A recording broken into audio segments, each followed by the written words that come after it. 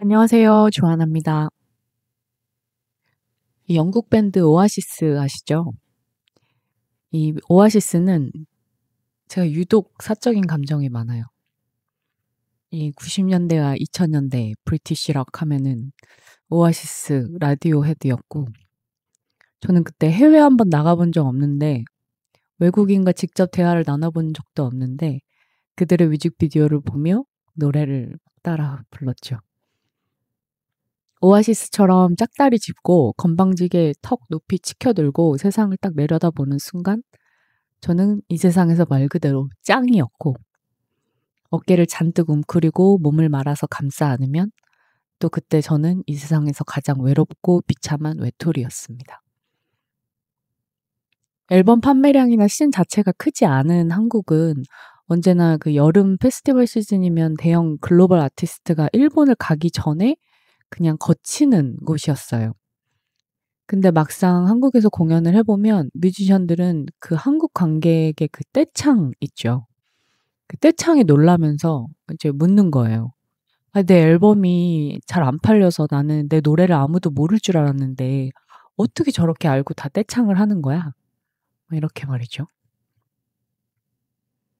제가 음악씬을 서성거리면서 한참 잡지 에디터 일을 했을 때 노엘 갤러거와의 인터뷰가 제 버킷리스트 탑 3 안에 있었습니다. 그야말로 꿈 같은 거였죠. 워낙 뭐 인터뷰를 안 하는 아티스트로도 유명하고 또 애티튜드가 좀 까칠하기로 유명한 아티스트였으니까요. 저는 뜬금없이 언젠가 내가 노엘 갤러거 인터뷰를 하는 날이 오면 그게 내 커리어에서 마지막 인터뷰가 될 거야 라는 말을 막 하고 다녔어요. 왜인지는 잘 몰랐어요. 그냥 그때 당시 한국 씬에서 음악 씬에서 제가 만나고 싶었던 아티스트들은 대부분 다 만나서 인터뷰를 했고, 아마 제 커리어에서 노엘 갤러거 인터뷰가 마지막이라는 생각이 들었던 것 같아요. 그만큼 노엘 갤러거의 인터뷰가 굉장히 저한테는 불가능한 현실처럼 느껴졌던 거죠. 이게 글로벌 아티스트들은 이렇게 전 세계 투어를 다니면 정말 스케줄이 살인적이에요. 그래서 대부분 글로벌 아티스트들은 이미 자기가 알려졌기 때문에 인터뷰를 할 필요가 없죠. 근데 노엘 갤러그는 이미 몇 차례 한국에서 공연을 한 적이 있기 때문에 자신의 노래를 사랑해주는 그 지구 반대편의 이 한국인들 굉장히 신기해하고 또 한국 팬들에게 굉장한 애정이 있었어요. 그래서 솔로 앨범 발매 단독 공연을 하고 뭐 페스티벌에도 왔었는데 그때 제가 뭐 당연히 안 되겠지 하고 이제 레이블 통해서 인터뷰 요청을 했는데 인터뷰 요청을 딱 수락하는 거예요. 그래서 저와의 단독 인터뷰였습니다. 저와만 인터뷰를 하겠다고 그때 노엘 갤러거가 허락을 했다고 해서 그때 아직도 기억이 나요. 그 잡지사 사무실에서 자리에서 벌떡 일어나서 마이크 드롭 하고 제가 소리를 지르면서 이것이 나의 마지막 인터뷰다. 뭐 이렇게 생각했던 기억이 있습니다. 그때가 2015년 안산 엠벨리 락 페스티벌이었는데 그 첫째 날 헤드라이너 무대를 앞두고 백스테이지에서 만난 그와 나눈 인터뷰의 무게가 생각보다 무거웠어요. 그 노엘 갤러거 그 아티스트 대기실 컨테이너에 정말 큰 맨체스터 시티 현수막이 걸려 있었고 저는 노엘 갤러그가 만들어준 아주 맛없고 밍밍한 그 영국 요크셔 티를 마시며 그와 대화를 나눴습니다.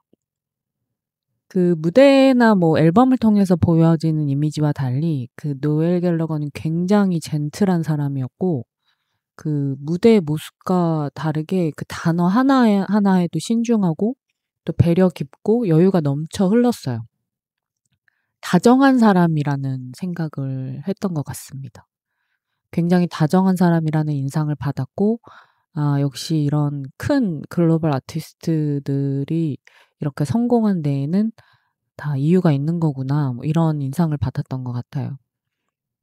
그리고 10분으로 한정됐던 인터뷰를 이제 자신이 공연 직전에 이제 남는 시간을 내서 인터뷰를 한 거였는데도 인터뷰 시간을 30분으로 이제 늘려가면서 굉장히 그 디테일한 대화를 나눴고, 제 질문에 대한 답변도 굉장히 신중하고 또 이렇게 꽉 차게 밀도 있게 해 주려고 노력을 해서 굉장히 고마웠어요. 그때 당시에는 2015년 당시에 뭐 오아시스 재결합 얘기도 제가 슬쩍 이제 물어보긴 했는데, 뭐 그는 그냥 웃으면서 이제 평소에 하듯이 뭐 맨체스터 시티가 프리미어리그에서 우승하면 재결합을 생각해 보겠다 뭐 이렇게 농담으로 넘겼고, 저는 그 내용은 이제 인터뷰 기사에 싣지는 않았습니다. 뭐 오아시스가 재결합을 하든 안 하든 제 청춘을 상징하는 오아시스에는 변함이 없는 거니까요. 그래서 저는 평소 하고 다녔던 말처럼 노엘 갤러거의 인터뷰를 마지막으로 잡지사를 그만뒀고 한국을 떠났어요. 그 후에 맨체스터 시티가 프리미어리그에서 정말로 우승을 했고, 얼마 전 오아시스가 재결합을 선언했죠. 이 오아시스 재결합 월드 투어 스케줄에 대한민국이 빠질 리가 없습니다. 워낙 노엘 갤러거나 리암 갤러거가 한국에서 공연을 해봤고, 또 한국 관객들의 그 열광적인 반응과 성원을 굉장히 좋아하기 때문에, 그리고 지구 반대편에 이 사람들이 나의 노래를 이렇게 떼창으로 따라 부르고 눈물을 흘리고 열광하고 행복해하고 기뻐하는 모습을 아티스트로서 더 바랄 게, 그 이상 더 바랄 게 있겠어요. 그리고 8.15 광복절을 며칠 앞두고 얼마 전이었죠. 오아시스는 그들의 SNS에 우길기가 연상되는 이미지 영상을 전 세계에 공개했었죠. 그 영상에는 이 해가 쏟아지는 듯한 방사형 선 이미지가 반복해서 등장했고요. 한국 팬들은 이를 우길기와 매우 흡사하다고 지적을 했고, 특히 8.15 광복절 직전이라 반응이 더 격렬했죠. 불법 비상계엄을 겪은 이후에 맞이하는 80주년 광복절에 한국인이 그토록 사랑하는 밴드 오아시스가 우길기라니요. 어떤 팬들은 분노에 차올라서 이제 앞으로 다가오는 그 한국 오아시스 내한 공연 보이콧을 선언하기도 했고요. 또 어떤 팬들은 이건 우리에게 나치 문양과 다르지 않다 이렇게 가르치고 어르고 달래고 타이르고 설명하면서 이미지를 내려달라고 부탁을 했죠. 이 오아시스 측은 지금까지도 사과하지 않았고 여전히 그들의 공식 홈페이지에는 이 우길기 이미지가 걸려 있습니다. 앞으로도 그들은 사과하지 않을 거고요. 같은 일은 반복될 것 같아요. 그게 오히려 우리의 의도가 아니었다. 뭐 이건 아티스트의 표현의 자유다라는 의견을 꼿꼿하게 관철할 수 있는 그 로커다운 애티튜드라고 생각하는 사람들일 테니까요. 아이러니하죠. 폭력과 제도, 뭐 시스템에 저항하는 락 스피릿도 해석하는 사람에 따라 달라진다는 게요. 문제는 이 무지와 오만함이 전쟁 범죄 피해자, 희생자, 생존자, 유족, 그리고 그 나라의 모든 후손들에겐 폭력으로 다가온다는 거죠. 무지와 오만함이 누군가에겐 폭력이 될 수 있다는 거죠. 만약 오아시스가 나치 깃발을 쿨한 패턴이라면서 썼다면 즉각 그들의 커리어는 끝났을 거예요. 근데 우길기를 연상케 하는 이미지를 썼을 때는 그 결과가 다르다는 거죠. 저에게는 이 뉴스나 이런 상황을 지켜보면서 정말 여러 가지 상념들이 동심원을 그리면서 떠오르더라고요. 제가 해외에서 이제 오래 생활을 할 때 그때 만난 영국인 친구 케빈이 떠올랐어요. 어느 날 그가 정말 너무 해맑은 얼굴로 그 우길기 문양의 반다나를 머리에 두르고 아주 밝은 미소를 지으면서 그 다이빙 센터에 나타난 거예요. 제가 이제 울그락불그락해졌죠, 얼굴이. 그 미소를 지으면서 어떻게 하면은 그의 기분을 상하지 않게 이것을 벗겨야 할까 고민이 되기 시작했어요. 그 우길기 이미지가 한국, 중국, 동남아 국가의 그 일본의 전쟁 피해를 당한 그 나라와 그 사람들에게 어떤 상흔을 헤집는 칼날이 되는지를 제가 이제 조용히 침착하게 설명을 했을 때 그는 나 몰랐다. 미안하다." 이렇게 즉각적으로 사과는 했지만 사실 그뿐이더라고요. 제가 느끼기에는 어떤 심각성이나 그 아픔에 대한 깊은 공감이나 이런 것들이 담겨 있지 않았어요. 그것은 모르겠어요. 이국의 낯선 역사라고 느껴지는 건지 아니면 자신들과는 좀 무관한 일이라고 생각하는 건지 자신과 다른 인종이기 때문에 또 물리적 거리감이 상당한 나라이기 때문에 그렇게 느낀 건지 굉장히 여러 가지 생각을 했었습니다. 그때 제가 느꼈던 그 기묘한 거리감의 정체가 무엇이었을까? 이번 오아시스의 그 우길기 이미지 그 논란을 보면서 든 생각이에요. 일단 서구권 사람들은 세계 2차 대전 그 일본이 전범 국가로 어떤 만행을 저질렀는지 뭐 우길기가 어떤 상징인지에 대해서 놀랄 만큼 잘 모르거나 무심하거나 역사적 감각이 거의 없는 경우가 많아요. 제국주의의 그림자를 공유했던 영국이라서 오히려 일본의 편에 서는 걸까? 그런 생각이 들 정도로 특히 영국은 굉장히 일본에 관대하고 굉장히 일본에 대한 호감도가 높더라고요. 아니면 이 나치의 홀로코스트라는 거대한 비극 앞에서 다른 모든 악행은 상대적으로 사소하게 치부되는 것일까?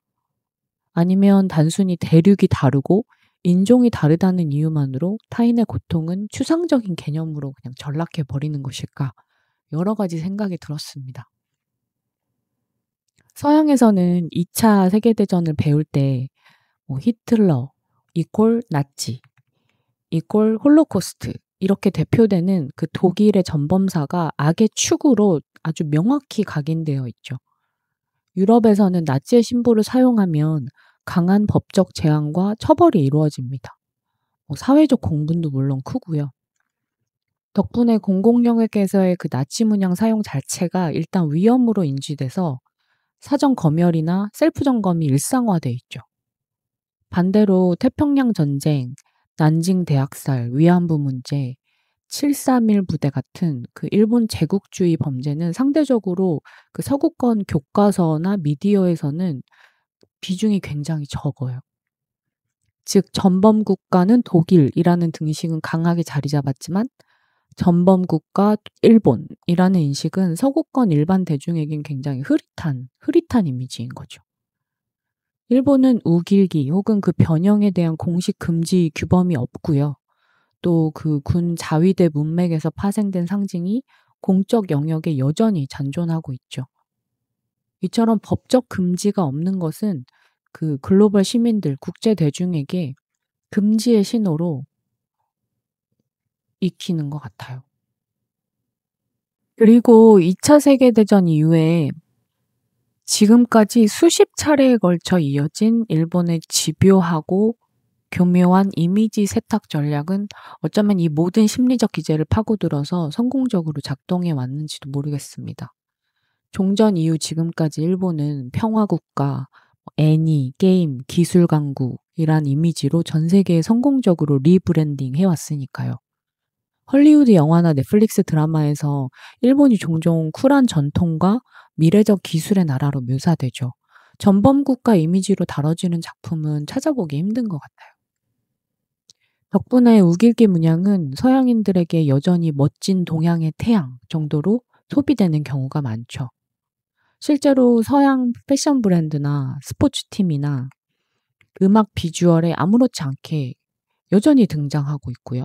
또 글로벌 크리에이티브 무드보드, 핀터레스트 같은 곳엔 방사형 태양 그래픽은 계절감, 에너지, 레트로를 상징하는 보편적인 키워드를 달고 떠돕니다. 좋아요를 많이 얻은 눈에 띄고 예뻐 보이는 방사형 패턴은 알고리즘에 의해 또 상위로 노출되고 트렌드가 되며 순환의 고리에 올라타게 되죠. 우길기 이미지는 문맥을 떼어낸 재사용이 오랜 시간 반복되어 온 것이죠. 한국은 식민지 경험이 국가 정체성과 연결되어 있어요. 해방과 광복은 여전히 우리에겐 현재 진행형의 역사죠. 반대로 서구권 사람들, 특히 청년 세대는 일본을 전범 국가라기보다는 여행하고 싶은 나라, 애니의 나라, 스시의 나라로 인식하는 경우가 많습니다. 기억의 비대칭이라고 할 수 있죠. 무지해서 그랬다면 괜찮은 걸까요? 폭력과 시스템에 저항하는 락 음악을 한다는 아티스트가 정치적 해석은 피곤하다라고 하면서 겉으로만 비정치적 태도를 취하는 것은 과연 쿨한 걸까요? 21세기 현대사회에서 글로벌 아티스트의 앨범 판매, 투어, 프로모션, 이 모든 것이 어떻게 정치적이지 않을 수가 있겠어요? 일본이 패전한 지 한 세기가 가까워지는데 여전히 참회는커녕 역사를 부정하는 저들에게 8월 15일은 우리만의 기억이 아니라 상처 입은 자들이 모두 연대해서 나치는 유럽, 우길은 아시아, 이런 대칭성을 더 선명하게 하는 날이 되어야 할 것 같아요. 가해자가 지우려는 기억을 우리는 지켜내야 합니다. 이 미친 세상의 혼돈과 무심함으로부터 서로를 지켜줄 유일한 것은 무엇일까? 다니엘스 감독의 영화 Everything Everywhere All at Once 보셨어요? 이 영화의 메시지와 질문이 굉장히 유쾌하고 발칙하면서 동시에 또 가장 심오한 대답인 것 같아요. 미국에 이민 온 중년 여성 에블린이 다중우주를 구원한다는 황당한 설정의 이 영화는 모든 것이 모든 곳에서 한꺼번에 덮쳐오는 디지털 시대의 허무주의를 정면으로 마주하죠. 영화의 가장 강력한 상징인 Everything 베이글은 모든 것이 담겨 있기에 오히려 아무것도 아닌 의미의 블랙홀입니다. 이는 아무것도 중요하지 않다는 공허한 결론에 도달한 우리 시대의 자아상이기도 하죠. 이 거대한 허무에 맞서 영화가 제시하는 무기는 거창한 이념이나 초월적인 힘이 아니에요. 그것은 에블린의 남편 웨이먼드가 나지마키 읊조리는 가장 작고 연약해 보이는 한마디입니다. Be kind. 영화 속에서 친절함은 수동적인 감정이 아닌 능동적이고 용기 있으며 전략적인 형태의 반란으로 제시되죠. 웨이먼드는 자신의 평범한 삶의 도구들, 뭐 이런 페니팩 같은 건가, 아니면 작은 인형 같은 것들, 이런 것을 창의적으로 사용해서 비살상적인 방식으로 자신을 향한, 이 세상을 향한 위협을 무력화시킵니다. 그의 싸움은 갈등을 고조시키는 것이 아니라 완화시키고 공통점을 찾으며 공감하는 것이죠. 에블린은 마침내 깨달아요.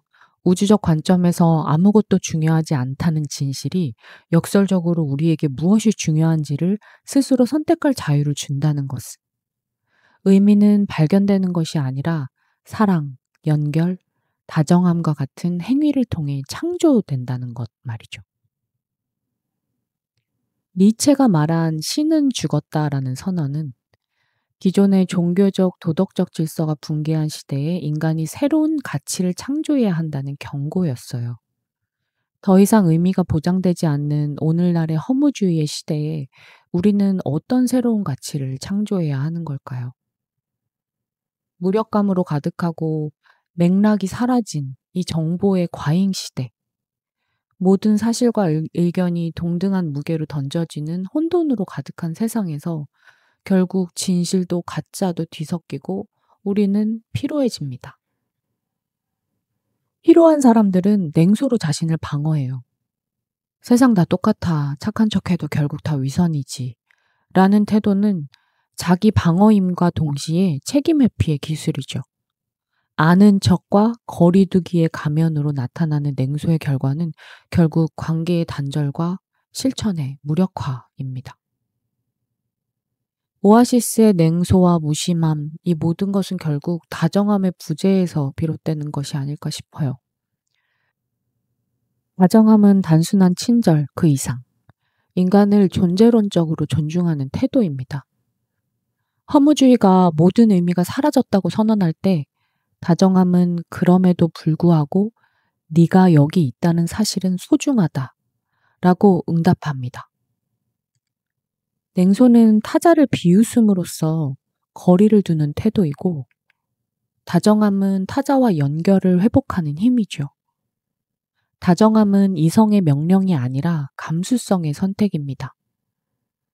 레비나스는 타자의 얼굴 앞에서 우리는 무한한 책임을 느낀다라고 말했어요. 다정함은 바로 그 책임을 구체적으로 실천하는 방식입니다. 한나 아렌트는 전체주의가 인간의 고유성을 말살한다고 말했는데, 다정함은 그 고유성을 인정하고 환대하고 축복하는 거예요. 다정함은 의미가 붕괴된 허무주의 시대의 냉소, 그 무력의 구멍을 메우는 유일한 길입니다. 왜냐하면 다정함은 거창한 이념이나 거대한 서사가 아니라 작고 일상적인 관계 안에서 의미를 회복하는 힘이기 때문이죠. 허무주의는 종종 과거를 무력화시켜요. 역사가 다 무슨 소용이냐, 결국 반복될 텐데 라는 식으로 말이죠. 다정함은 기억을 타자를 위한 책임으로 재정의합니다. 홀로코스트, 위안부, 전쟁 희생자들의 이야기를 잊지 않고 거기에 끝없이 의미를 부여하고 전하죠. 냉소가 과거를 소비한다면 다정함은 과거를 돌봄의 대상으로 존속시킵니다. 타인의 역사와 상처를 헤아리려는 아주 작은 노력. 그것이 바로 이 혼돈의 시대를 살아가는 우리가 가질 수 있는 가장 강력하고 유일한 무기입니다. 그리고 지금 우리에겐 그 어느 때보다 따뜻하고 다정한 경청의 자세가 필요한 것 같아요. 어쩌면 허무주의 시대의 가장 혁명적인 행동은 누군가의 이야기를 진지하게 들어주는 것일지도 모릅니다. 허무주의와 냉소는 너무 자연스럽게 우리 안에 스며들어요. 피곤하면 냉소적이 되고 세상이 꼬이면 허무해집니다. 그렇기에 다정함은 그냥 좋은 성격이 아니라 삶의 태도적 결단이어야 한다고 생각해요. 다정함이 무심함을 이깁니다. 저는 좀 더 다정해지려 합니다. 당신도 다정함을 선택하길. 그 다정함으로 무심함을 이겨내길.